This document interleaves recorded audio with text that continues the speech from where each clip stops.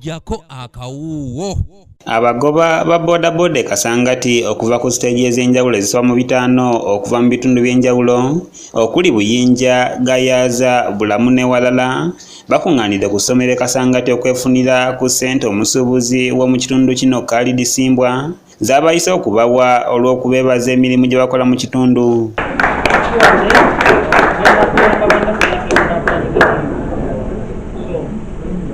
Abagoba bodaboda basoose kusomesebwa ku ngeri gye bayinza okukozesa akatono ke balina okulaba nga beekulaakulanya nga tebalinze gavumenti kubawa ate ne basobola n'okukulaakulanya ekitundu kyabwe. Kubasomesa bayinza batya okwewala bino ebintu ebisobola okuwaawo n'abantu ababeerimbikamu tugenda kuba nga bafuna ebintu ebyenjigiriza nnyingi mu bo ebigenda babangula ate basobole okuba nga nabo beebeereramu kuba ensonga esinga obukulu bwo buba nga tebeebeereramu. Siteegi ezisoba mu 5 nga zino obwedda bakulemberwamu bassentebe baazo bawereddwa ensimbi emitwalo 10 era nga wano nno Khalid Simbwa wategeereza nga bagenda okubayamba ennyo okulaba nga bavuunuka obwavu.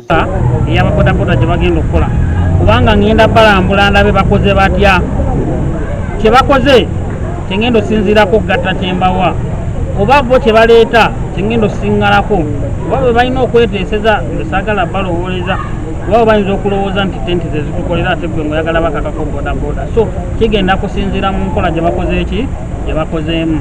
Wano abamu ku bagoba bodaboda abafunye ensimbi zino balaze essanyu era nga boogeredde abakulembeze be balonda ne batajja kubajjuna amafuukuule. Twali tubafunyeemu ssente z'abavubuka gye ziri mu bukulembeze bwe babaddemu tetulabangako yadde n'akamu kibiina ky'abavubuka bava mu bodaboda ate nga bodaboda ekola kyamaanyi nnyo mu mbeera y'akalulu nga weetali.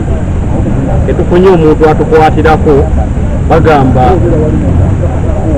anamu owuwe kansooke mpaaba ebweru walye naye onasookedde mu nnyumba. Ono oluvannyuma yeeyongeddeyo ne ku ssomero lya gavumenti erya Kasangati Muslim n'asuubiza okubayambako mu kuddaabiriza essomero lino wamu n'okukulaakulanya abakyala ng'abasomesa ebyemikono. Ngeri ki tekugenda kuva mu bwavu nga ffe ffennyini tetukoze eki tetweyambye kuli tebannange so nina emikolo mingi nnyo ebigambo mbiwulidde.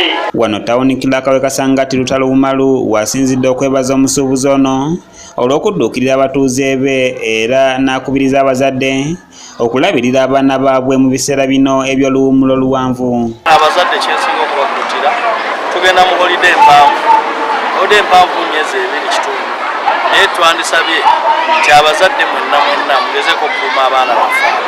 Abaana bayonoonekera nnyo makati wano mu holiday olw'ebikujjuko ebyenjawulo ebibeeramu okumalako omwaka Christmas n'endala bokisimbidde.